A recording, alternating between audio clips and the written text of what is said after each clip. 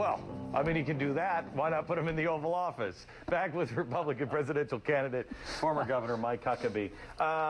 3 minutes and 48 seconds. You tell me why we seem to be headed towards socialism while all of the old socialist countries are headed towards flat taxes. Well, because I think we've got a Congress that loves the power they have to manipulate the tax code, so it empowers them even more.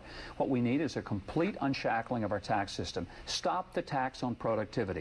If I were president, I would push toward a complete elimination of taxes on personal and corporate income, savings, dividends, capital gains, and death.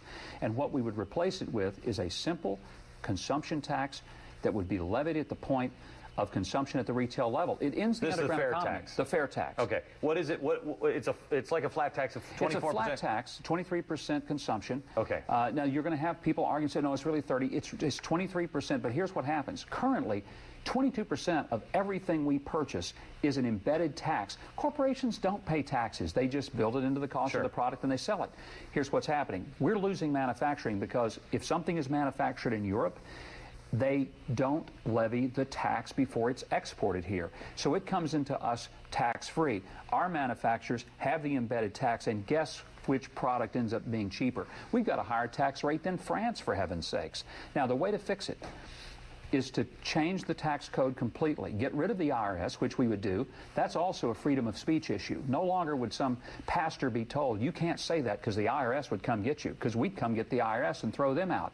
April the 15th becomes just another pretty spring day in America.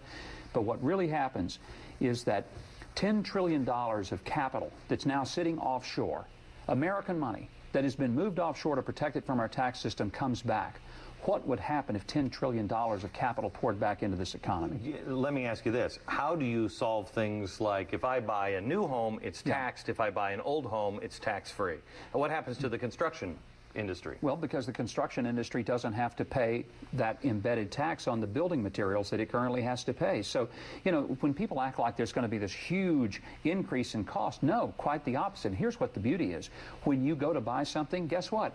You're going to be buying it with your entire paycheck. When is the last time that a working American saw his entire paycheck? What we see is the check minus all the deductions we get. So it would be pretty novel if we had that kind of system. And by the way, that means that all the people in the underground economy, the drug dealers, the illegals, the prostitutes, the pimps, the gamblers, guess what? They'll be paying the same taxes everybody else does. They will say to you that yes, and so will the poor. But the prebate, and this is the key, the reason I personally embrace the fair tax is that there is a prebate mechanism that every single person, and by the way, this only benefits citizens, so if you're illegal, it's another way that we make sure that you're not giving benefits away.